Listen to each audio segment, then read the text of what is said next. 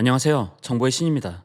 국내 프랜차이즈 중에는 처음부터 가맹 사업을 하려고 기획된 프랜차이즈와 로컬 음식점으로 시작된 이후 장사가 잘 되어서 시간이 흘러 가맹 사업이 시작된 프랜차이즈가 있습니다. 그리고 여러분이 보통 알고 계시는 프랜차이즈의 폐해는 기획형 프랜차이즈에서 많이 발생하게 되는데요.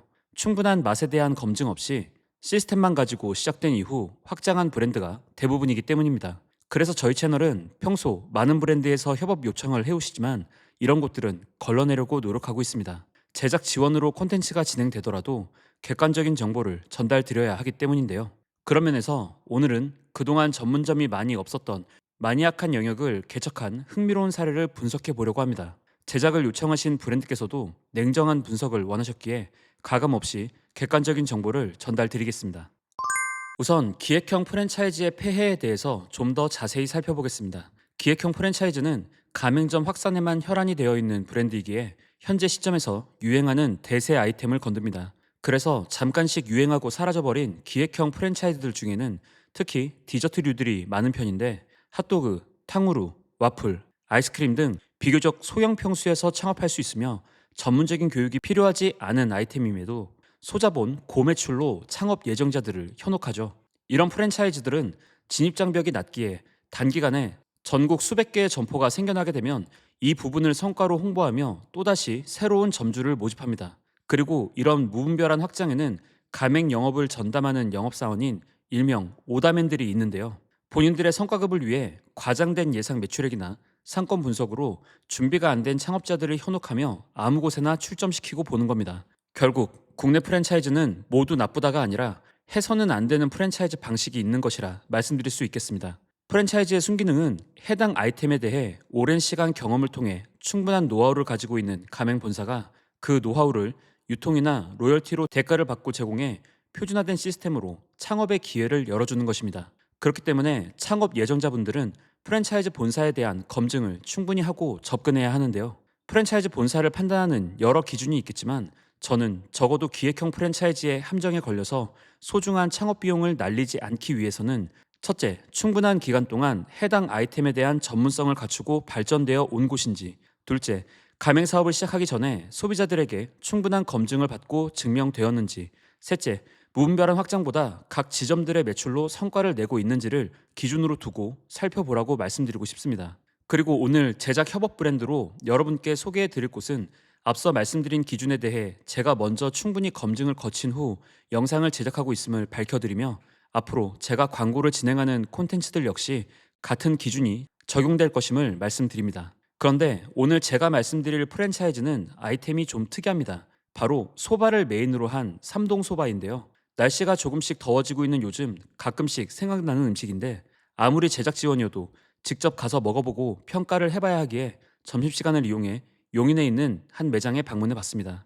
이곳은 단독 건물에 넓은 주차장이 있지만 주변 아파트 단지들과는 거리가 좀 떨어져 있어 차로 와야만 할 것 같았고요. 동네 음식점이라기보다는 교외로 바람 쐬러 나와 여유롭게 식사하는 분위기였습니다. 아직 본격적인 성수기 시즌은 아닌데 3월부터 매출이 조금씩 상승해 5월부터 본격적인 성수기에 접어들어 약 5달 정도 최고 매출의 퍼포먼스를 기록한 뒤 날씨가 다시 쌀쌀해지는 10월부터는 매출이 하락한다고 합니다. 실제 매출 데이터를 확인해 보니 성수기 매출이 월 평균 1억 5천만 원에서 2억 원 이상까지 나오고 비수기에는 약 절반 수준인 7천만 원 중반대에서 1억 원 수준이 나오고 있었는데요.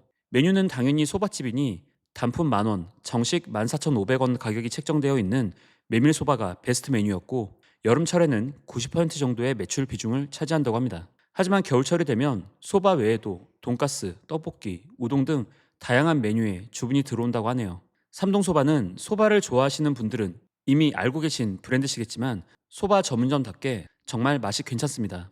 이곳의 소바는 일본 에도 시대부터 전해지는 전통 재단식 소바로서 대표님이 일본 현지에서 6년 정도 기술을 습득한 것을 바탕으로 만들어졌습니다. 하지만 일본의 전통 방식으로만 먹는 건 국내 실정에 맞지 않기에 일본 전통을 기반으로 현지화를 진행한 메뉴들을 선보이고 있었는데요.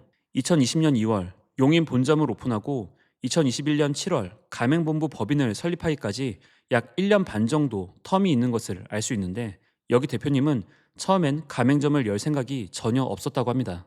그런데 용인 본점이 소바 맛집으로 소문이 나서 성수기에 최대 300팀 이상 웨이팅으로 줄을 서며 월 매출이 3억 원 수준에 순이익은 1억 5천만 원 마진이 나는 퍼포먼스를 보이자 직접 맛을 보고 장사가 잘 되는 모습을 본 손님들이 가맹점을 내달라는 수요가 생겼다고 하는데요. 그래서 기획형 프랜차이즈와는 달리 가맹 사업을 하면서도 그동안 바이럴 마케팅이 전혀 없었고 특이하게도 각 거점 점포를 중심으로 주변에 매장이 출점되고 있었습니다. 실제 용인 본점을 시작으로 제가 방문한 용인 수지점과 죽전점, 고길이 동천점, 분당 구미점, 분당 정자점까지 비교적 인근 거리에 6개의 매장이 있었고 그 외에 지방인 포항과 울산에서도 비슷한 출점 패턴을 보였는데요.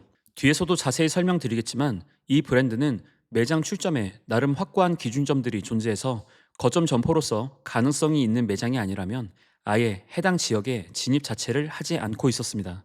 그래서 매장이 서울에도 별로 없고 부산에도 없는데요. 또한 일반 상가 건물들 밀집 지역에서 경쟁을 하는 것이 아닌 이렇게 외곽 지역에서 손님들이 찾아오게 하는 방식으로 그동안 확장을 해왔습니다. 그럼 지난 5년 동안 매장 수는 얼마나 늘었는지 확인해 보니 2023년 말 정보공개서 기준 가맹점이 44개였고 약 1년 반이 지난 2025년 4월 현재 90개의 지점이 오픈했으며 계약은 100호점까지 완료되었다고 하는데요.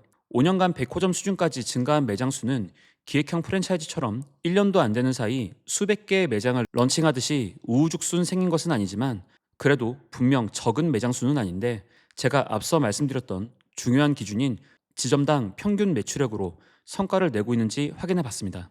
2023년 가맹점 연평균 매출액은 6억 1,362만 원으로 월 평균 5천만 원 이상 수준이었고 2024년엔 평균 매출이 더 올라가 전지점 평균 매출이 6천만 원 이상을 기록하고 있었습니다. 이는 국내 프랜차이즈 평균인 월 매출 3천만 원 미만 수준을 2배 이상 웃도는 수치인데요.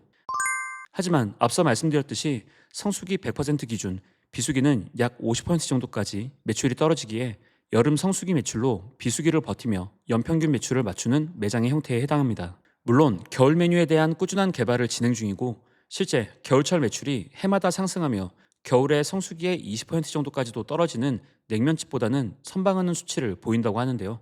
그래도 인건비 등 비수기의 고정비는 어떻게 줄일 수 있을지가 궁금해지는데 이 부분이 성수기가 확실한 소바 매장이 가지는 가장 큰 애로사항으로 보입니다. 삼동소바는 이 부분에 대해서 직원을 함부로 해고할 수 없기에 성수기에 필요한 인원은 알바로 운영하며 탄력적인 조정을 하고 있었는데요. 그래서 실제로 총 근무 인원과 금액이 지금 손익계산서에서 확인할 수 있듯이 비수기에는 분명 줄어들고 있었고 성수기에 고정비 임계점을 넘기면 폭발적으로 증가하는 마진 덕분에 30% 중후반까지 영업이익이 나오고 비수기에는 일부 매장의 경우 10% 정도까지 영업이익이 떨어지긴 했지만 성수기의 퍼포먼스가 워낙 좋은 매장의 형태이기에 연평균으로는 20% 중후반의 영업이익이 나오고 있었습니다. 주류 판매가 거의 없는 매장인데 이 정도 영업이익이 나온다고? 거짓말 아니야?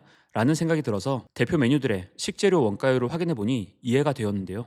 원재료비가 30% 이내에서 통제되며 국내 프랜차이즈 평균인 40%보다 현저히 낮기 때문에 이런 영업이익이 나올 수 있었던 겁니다. 그럼 삼동소바가 기타 프랜차이즈들보다 원가율이 낮은 이유는 뭘까요? 이는 육수, 소스를 표준화하고 식재료 로스율을 줄이며 면도 유통하는 것이 아닌 자가 제면 방식으로 진행하기 때문인데요. 사실 소바라는 메뉴가 과거에는 돈가스 집에서 기성품 면을 받아와서 서브 메뉴로 파는 경우가 많았죠. 하지만 삼동소바는 이런 사이드 메뉴였던 소바를 메인화하는 시도를 하며 이제는 전국 유일 자가제면 프랜차이즈로 소바 마니아들이 찾는 국내 대표 소바 브랜드가 되었습니다. 하지만 자가제면의 경우 진입장벽이 매우 높다고 합니다. 그래서 소바 자가제면은 홍대 등의 일부 전문점에서만 있어 왔는데요. 그래서 삼동소바는 가맹점의 교육기간이 매우 긴 편인데 최소 2주에서 길게는 한 달 정도의 교육을 받게 됩니다. 이렇게 기술 습득과 전수에 시간이 걸린다는 점은 경우에 따라서는 단점으로 느껴질 수도 있을 것 같습니다. 그래도 자가제면이라는 기술을 익혀서 나만의 경쟁력을 확보할 수 있는 프랜차이즈기에 아무런 노하우 없이 원팩받아 장사하는 브랜드와의 경쟁에서 비교 우위를 차지할 수 있는 부분은 분명한 장점인데요. 그럼 이제 삼동소바가 유명해지고 있으니 카피 브랜드가 시장에 난립하는 것이 아니냐 우려하실 수도 있을 텐데 삼동소바의 대표님은 소바는 후발주자들이 쉽게 생존하지 못하며 1등 업체만 살아남을 수 있는 업종이라고 단언하셨습니다. 그 이유는 소바라는 음식은 아무래도 마니악한 카테고리여서 소바 전문점에 대한 소비자들의 트렌드 검색량 자체가 작아 시장 파이가 치킨이나 분식처럼 확대되기 어려워 많은 사업자가 경쟁할 수 없는 업종이고, 자가제면 기술을 쉽게 카피해서 따라하거나 함부로 전문점을 내기 어려운 업종이기 때문이라고 설명해 주셨는데요. 대부분의 창업자들이 리스크를 줄이기 위해 대중적인 업종을 선호한 것에 비해 역발상으로 해당 카테고리를 선점한 도전이 멋있다는 생각이 들었습니다. 그런데 특이한 건 앞서 잠시 언급했듯이 기획형 푸차처럼 무분별한 출점은커녕 매장 입지 선정을 아예 본사에서 진행하고 있다는 점이었는데요. 심지어 가맹점주가 원하는 자리가 있어도 매장을 쉽게 열지 못하고 있었습니다. 말도 안 되라고 생각하실 수도 있겠지만, 이렇게 해오고 있는 이유는 해당 거점에서 장사가 잘 돼야 그 지역에서 매장이 퍼지기 때문이라고 하는데요. 결국 그동안 성공적으로 점진적 확장을 해왔던 그 원칙을 깨지 않겠다는 것인데, 그래서 매장 오픈까지 시간도 오래 걸리고 중간에 오픈을 포기하는 가맹점들도 생긴다고 하네요. 그럼 본사가 매장 입지를 선정하는 그 기준도 궁금해지는데요. 상권 분석 기준으로 삼동소바의 매장 출점 기준을 살펴보니 다음과 같았습니다. 우선 면적의 최소 조건은 20평이었지만 실제로는 이보다 훨씬 대형 매장들로 오픈되는 중이었고요.